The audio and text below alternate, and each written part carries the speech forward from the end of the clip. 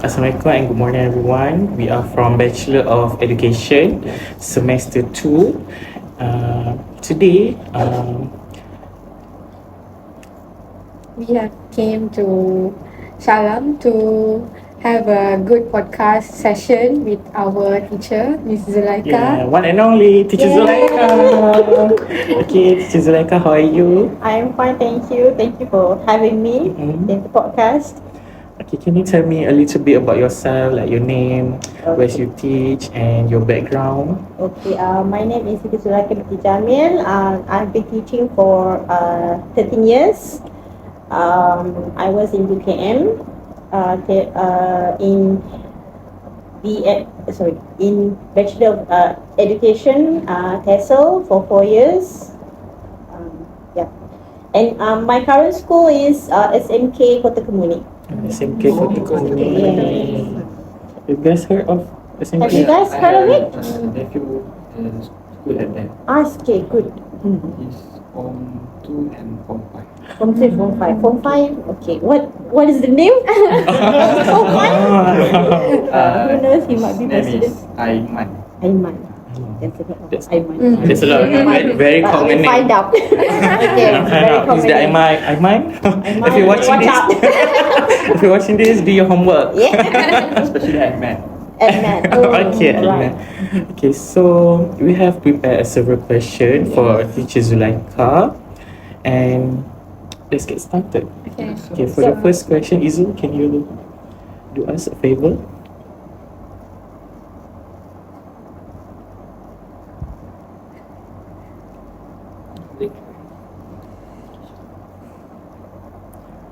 Definition and understand of different interaction. Okay, now basically differentiation instruction is basically a teaching method or an approach on how the teachers can alter according to the students' needs. Because as we can see in the class, there are mixed ability. So when the teacher be able to come up with differentiation, then the teacher will be able to reach to each and every of their students according to their ability. Yeah. So as we know, different kids have different learning style, right? Exactly. So next question. So for the next question is, can you specify certain strategies that can be used to differentiate instruction? Okay, there are several strategies that we can use, maybe by referring to the content, to the process, and also another one is what is another one? Content, process, and also the product, meaning the outcome, how the student can present their work at the end of the lesson. Is it similar with the BA arcade style, which is visual, reading, kinesthetic, audio? I think it's some way, if we look at the content, then maybe we can vary it according to the students' ability. Maybe by the content, by using the visual, so that the students can understand better, and so on and so forth. Can you tell us any example that you use in your classroom? Okay, most of the time I will use group assignment, group discussion. I think that is for me the simplest and the best way for me to reach out to every of my students. So what I do is that I will assign them to group, and the group members is only consists of 4 members, because I don't want too much in each group, because I want to avoid sleepy partner. Everyone need to contribute in the group, and every students have their own goals, because again in my class there are mixed ability. So even though they are in the first class or the second class or the third class, each and every students have their own ability that we can look at. So in group, everyone play their own role, so that they will be able to maybe some students are not good in writing, but they be able to give ideas. So we can use the ideas for them to finish their assignment. Actually, I have a question. Yes. What if among those in the groups, maybe they skip that like shy, or maybe they They're like very introvert. very introvert, or they don't have any motivation to do work. How do you like Encourage them. encourage them to motivate? Okay, so what I do, like I said, each members have their own role. So maybe they cannot write anything, but they be able to contribute ideas, even a word. Maybe those words that they give can somehow be meaningful to the group. And what else? I want to say something tapi akak lupa apa nak cakap. It's okay. Yes, they going to contribute in the group. And also when they want to present their assignment, it depends on how they can present it at the end of the day. It's not just, even though it is a writing task, regardless the vocab that they use, regardless the sentence structure that they are going to have in the essay, as long as they be able to come up with the essay and according to the topic of the day, then the objective is achieved. I got a question. So, if one of the group members don't participate or give their points idea in the group, so what are you going to do when you face this kind of situation? Okay, this is what when we teachers becoming the facilitator, where we are going to go around and making sure that everyone is played their role. Maybe if he or she doesn't contribute much, maybe he can be the one running errand. Maybe he is the one who going to get the materials from the teacher or something. So it didn't sound very simple. Like everyone is going to play their role. Exactly. We teachers have to make sure that everyone has their own role, play with it, so that they can feel appreciated at the end of the day. That is somehow going to motivate them to play part. Okay, so let's move on to the next question. So have you faced any challenges in implementing differentiation instruction? Challenges all the time, because we are looking at the great number of the students in one class. So it will be difficult for me to really to touch each and every one. That's why I do the group work, so that we can somehow lessen the time by doing the group work. If I doing it as individual part, I probably won't have time to see each and every one of them. So I look at it as a collective. See, and also there will be not enough time for me to prepare such material. Apatah lagi, let alone when I want to to making sure that everyone can understand the task. So I mean that it is not easy for me to come up with material that, because each class have a different ability. So it's not that I can come up with one sheet of works and give to everyone. I need time to really prepare for every students, right? So if I doing only one task and doing it in a group work, that is somehow we can somehow help students in different in different abilities. Good answer, yeah. And then let's move on. So, what are the examples of successful differentiations practices? Okay, like I said earlier, most of the time I will do a group work. I will give them the same assignment, the same worksheet, but I want to look at how they present their ideas at the end of the day. Because at the end of the day, we want to achieve the same lesson objective, regardless how they are going to present me the ideas. So it's not really about what they present, it's about how they present it. Yes, true. And also with the English now, we have the new the standard, which is the CEFR. Oh, Where have you heard of it? Yeah, Because we are looking at what student can do. So we embrace it by giving them motivation and let them do what they can do. So even though they can only maybe contribute few words, but their words are matters, you know. Okay, so before we continue, let's have some question that might be controversial. Might be controversial. I'm surprised. Okay, so we talk about how the student can be motivated. Student have also different student have different learning abilities. How about teachers? Does teachers have like different abilities to teach, or does teacher needs to be flexible, or does teacher if the teacher is not flexible, does that make them a bad teacher? Okay.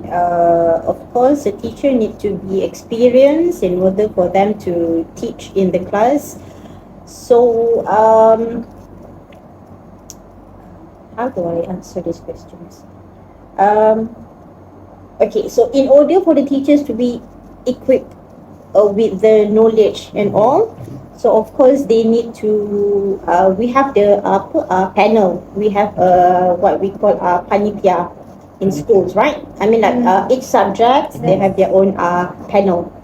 So this is when, if we're having a trouble, if we're having some sort of questions, we can always ask our KP, which is our head panel. Ketua panitia. Yeah, yes, our ketua. So in order for us to really make us prepared with this kind of engaging in making sure that we deliver what is best to the students. Am I answering the question? Yeah. Okay. I feel like I'm not answering it. So we have done with the teachers and teaching abilities. So I got a question actually. So like you said, every student have their different learning abilities. Yes. So according to Bloom taxonomy, so how can a teacher identify the students on which level, which is number one is understanding, there will be a lot, and the upper one will be a hot. So how can the teacher identify the student ability? Okay, this is where when we're going to have an assessment in the class, making sure that the student can understand what we try to what they are learning in the class. So that is why assessment is important. But then again, how the students are going to being assessed is depends on the teacher. But because of the large number of the students, it will be difficult for the one teacher to really assess each students, right? So I think one of it is of course through assessment, and also by looking at their work. So can you tell us any examples like for this subject we have like certain topics, like how do you create a fun teaching styles based on each of topics? Okay, English. When we talk about English, we are not really looking at the chapters, because we don't really have a chapters, even though we have textbook. But we are rather looking at the skills, the reading, writing, listening, and speaking skill. So what we can do is that for each skill, we can come up with the fun and creative and as well as interactive activity for the students be able to somehow shine their skills. Because one students, they may have different skills. Not all of them can master all four. Yeah. So much of most activity that I do in class, for example, speaking, I will making sure that they are talking with their deskmate or with their partner or someone they are comfortable with. We come on with I will ask them to prepare their own dialogues, and afterward they're going to making like a small role play in the class. That is for speaking. That's for speaking. What else? For writing, most of the time, also because of time constraint, I will always ask them to do in a group, so that one group can come up with like one piece of essay, so that it will be easy for me to mark, because most of my class, in one class I have about 45 students. And for writing, I will ask them to do in a group, whereby maybe not all of them can write a good essay. So maybe they can contribute ideas as well as vocabulary into the essay, something like that. So they will be in a group. In group for writing. And they will help each other out. Yes. So you will act like a facilitator to them. Exactly. So it's very student-centered method. Exactly, the student-centered method. approach, yes. So how about traditional method? Does it still work in this 21st century? I think sometimes depends on the class. Maybe sometimes student can be they very introvert, or they just probably having some PE class or something. They are lacking of motivation, or in fact maybe sometimes teachers also are lacking of motivation. I'm not supposed to say this, but maybe in a way, sometimes I will use a traditional method where I when I ask them to, I'm just going to give them a set of reading comprehension, and I will just ask them to complete it, and then we're going to discuss the answers. So normally this traditional method works during the exam season. Exactly, right? For revision. That sort of thing. So we will start with new topics. Once we do the student worksheets, So from your point of view, perspective, between traditional method and the modern method, so which one are you considering that works better? Again, for me, it depends. It depends on the topic, or it depends on the skills. Because sometimes maybe students would like to have a visual aid, then I will bring together with me projector, LCD and all. Then I'm going to show them slides, then they're going to work from it. Or maybe sometimes I'm going to give them assignment, because the generation nowadays, they are very tech savvy, right? So I will ask them to maybe do some Canva presentation, that sort of way. Oh, that's fine. So that they will engage more. Exactly, and they know AI more than I do, right? Gen Alpha. Right? We are in AI generation. Yes. So let's move on. Number 5. And now impact on student engagement and achievement. Impact on the students. Engagement. It Okay, can be good, it can be bad. Tell us both. Yeah. Again, what The question is actually the impact on student engagement and achievement. the impact on which one is it? Number 5. It could be the bad or the positive way, right? Okay, I think maybe the positive way, they will be more confidence, because I cherish every one of them by asking them to play their part, to contribute in a group. They will feel more confident because we are looking at their idea as well, because we are accepting their ideas. The bad way, because of the lack of time, because of the great number of students, sometimes I cannot really reach each and every one. I think that's all. Teacher is still human, guys. Yes. We're not a robot. You cannot just. That's true. So let's move on. So In your perspective, what is the professional development and resources that support differentiate instruction? Okay, now as a teacher, we going to attend some courses in order to provide us with the new method or new information about what's going on. And also we have this PLC, which is a professional learning community, which is among us, among the teachers. They're going to have the discussion or maybe some briefing on what is going on, so that we can come up with a topic. We discuss the topic so that we can come up with a solution. That's how we do. So, for the next year, we are moving to another different curriculum. Yes. Right. So, can you tell us a bit how this new curriculum does it affect current curriculum? Yeah. Okay, I cannot really talk about it so much because we have not been exposed to it just yet. But I think for me, whatever the curriculum is, it's going to be, the teachers herself or himself need to somehow face the challenge and take the challenge for them in order for them to deliver what is best to the students. So, guys, question for Question maybe number 6. The last question.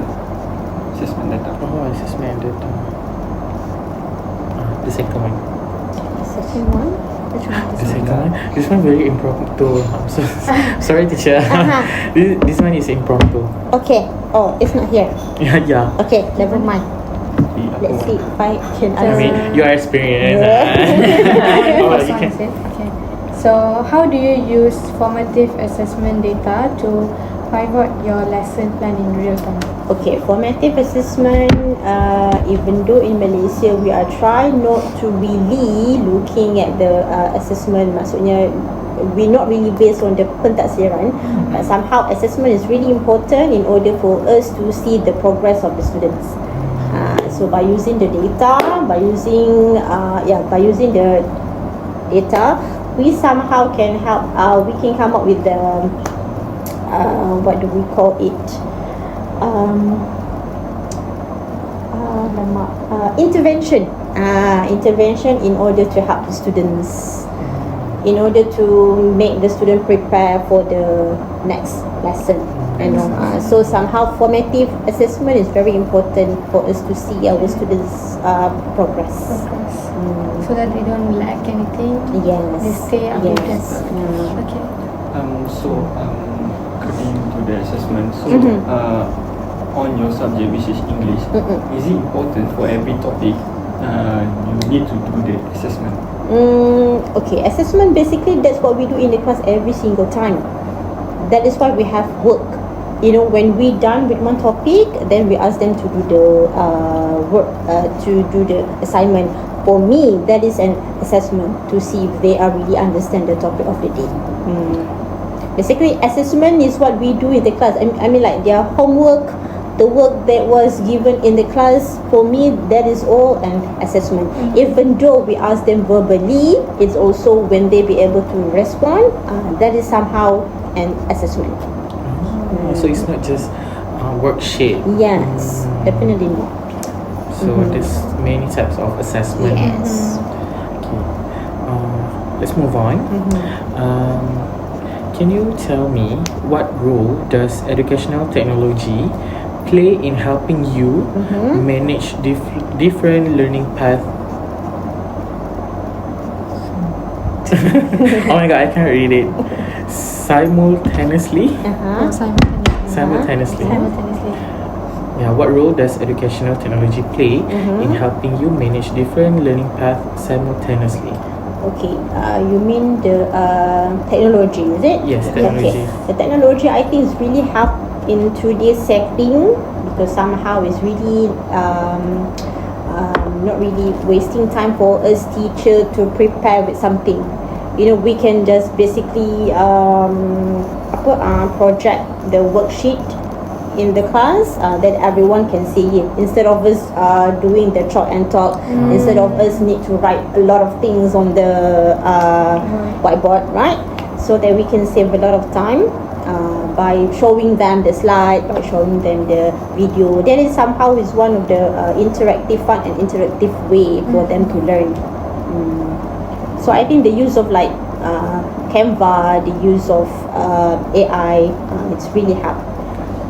Even as a teacher itself. Even as a teacher yourself, yes. So have you used any technology? Technology, most of the time I use, not most of the time, but sometimes I use Canva, I use slides, PowerPoint, because when I just project, let's say I want to teach the lesson of the day is about writing. So I just showing them the example of essay, and the essay is actually coming from the student themselves. So we'll be able to discuss the essay in the class. I will be able to point out the errors. I will be able to emphasize what they can do to improve their essays. So that all sort of thing. If I would need to somehow to give them, each and every one of them,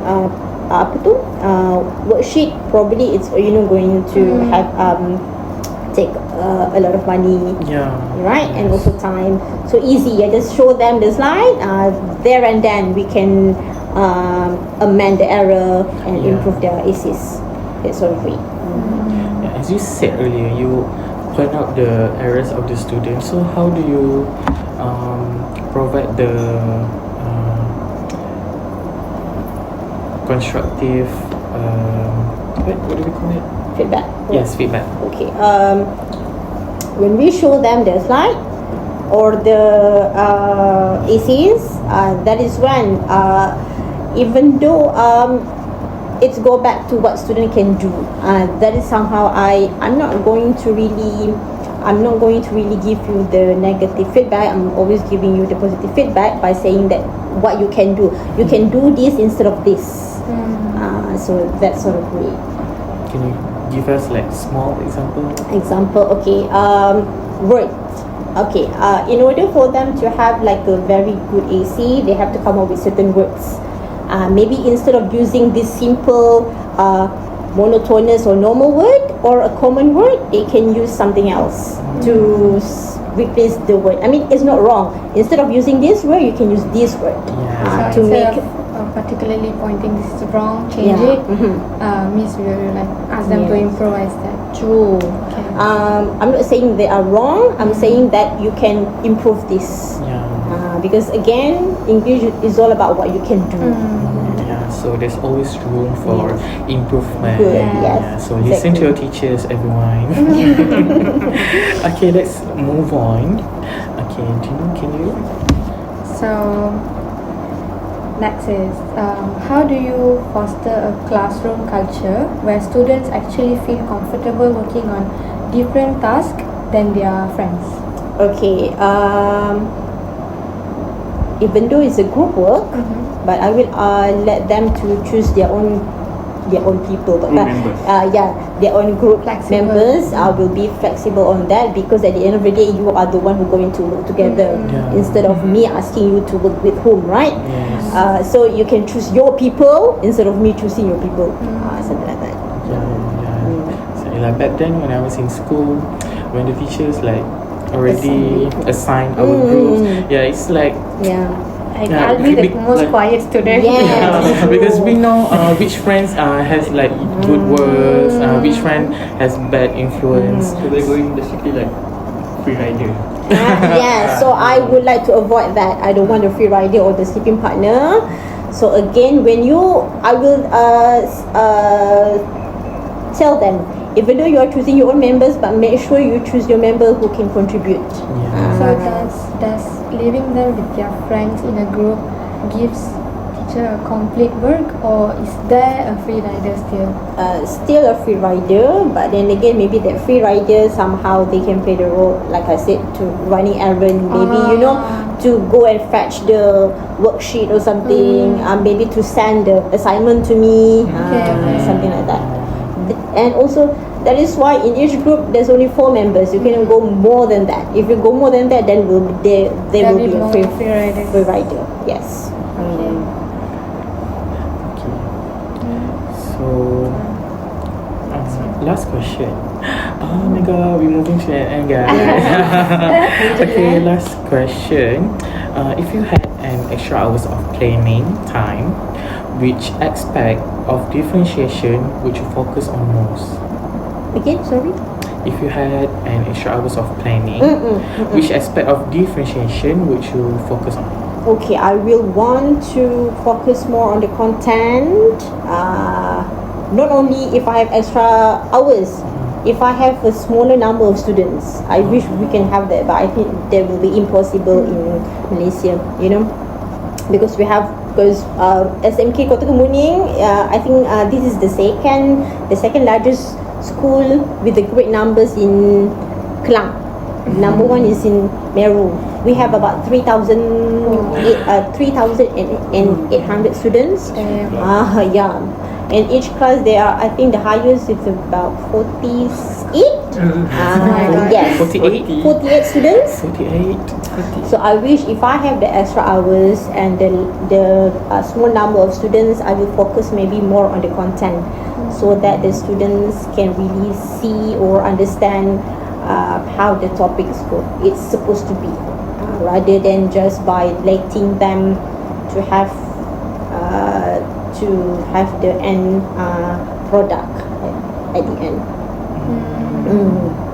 Okay, good answer. I love it. And More to reality. Yes. Like you mentioned that there will be 48 students in my class. So, from your experience, how you manage all of them? Because that is a lot of teachers. It sounds like you a need lot of patience. Exactly. You need a lot of words also.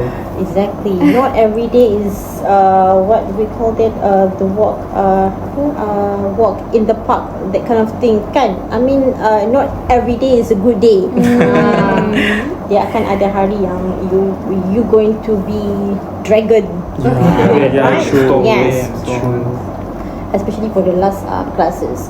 I mean, first classes also they have their own because when we talk about English, most of them are advanced. So sometimes they're really not really into English because they feel that they're good at it. So what I do was I think doing the group discussion somehow really helped me in a way to achieve my objective of the day. I think yang tadi tu kena edit kot. I kena cakap yang baik-baik je. Okay, we are transparent here. Everything is transparent. Yes, Don't worry. okay. Don't worry. Okay, so bonus question. If you had no budget or if you had no time, what would the perfect differentiated classroom look like to you? We are going to look at the product. For example, is again how you're going to present your ideas. We are going to use whatever materials that we have. For example, textbook. I mean, textbook is free, right? So at the end, how are you going to present the assignment to me? Maybe just by verbally, maybe by just writing something. As long as we achieve the objective of the day together.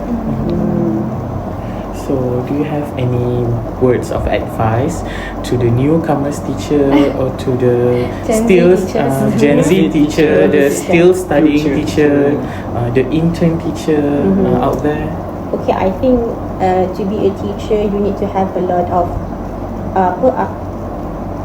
you need to have interest first of all, and also passion, as in PASSION, and also PATRENT.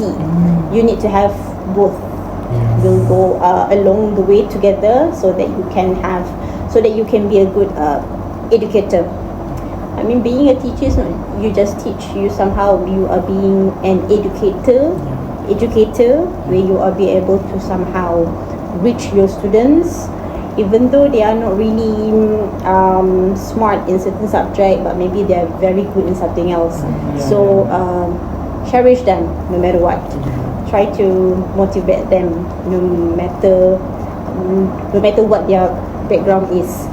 Try not to be biased, and what else? Also, teachers need to be equipped, need to prepare ourselves with all the knowledge a teacher is supposed to be.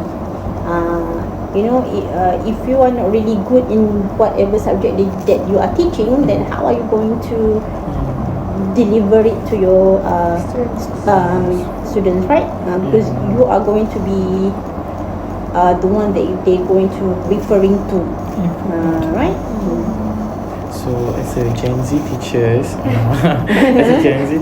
we need to be prepared. You need to be prepared. You need to have an interest. Number one, you don't be a teacher just because someone else asks you to be a teacher. Maybe your mom asked you to be a teacher, right? Because you want to be a teacher. That's number one. Then you need to have the passion, kena sabar, to facing. You are also going to facing the Gen Z students in the future, right? Gen Alpha. Yes, Gen Alpha. I think their challenges are more extreme than what you are now. Since the nowadays kids always look at the phone, Yes, their attention span also very low. Exactly. So we need to come up with differentiation approach lah. And also because the students couldn't bring the phone to school, maybe if they can bring phone to school, maybe we can do something with the phone. But somehow it will only make a mess. It will make a very big mess. Big mess if we allow them to use phone. So if ever the government allows students to bring their own phone, do you think it's a good idea? It's a good idea, maybe in the class setting where maybe they want to find information or they want to send assignment at all, but need to have some sort of enforcement. Maybe the teachers can hold on to their phone for a while, right? But then again, since there are great numbers of students, it will be impossible for the teachers to hold everyone's phone, right? I feel it's better without phone. Yeah, because they are using it in the home. So school, I think, is supposed to be a place to engage with other people, to mingle, to socialize, or otherwise you're going to lose that touch. You will never know how to have that organic communication with people, right? It will be too bad. Okay, so do you guys have any question now? Do you know? Okay. Okay, so that is all for our interview. Thank you to Teacher Zulaika from SMK Kemuning. Kota Kemuning. Thank you so much. We enjoy our session today. We gain a lot of information. Which will help us in the future. Yeah, it definitely help us in the future. Thank you for having me. I hope my answers is really answering all the questions. It did. Yes, it definitely in a way. Thank you so much for having me. It's my pleasure to be interviewed by these all futures, our futures teachers. I wish you all the best. Okay, thank you. Bye bye. Let's respect our teachers. Yes, respect your teacher. It's not easy to be a teacher. Yes. Thank you. Thank you. Bye.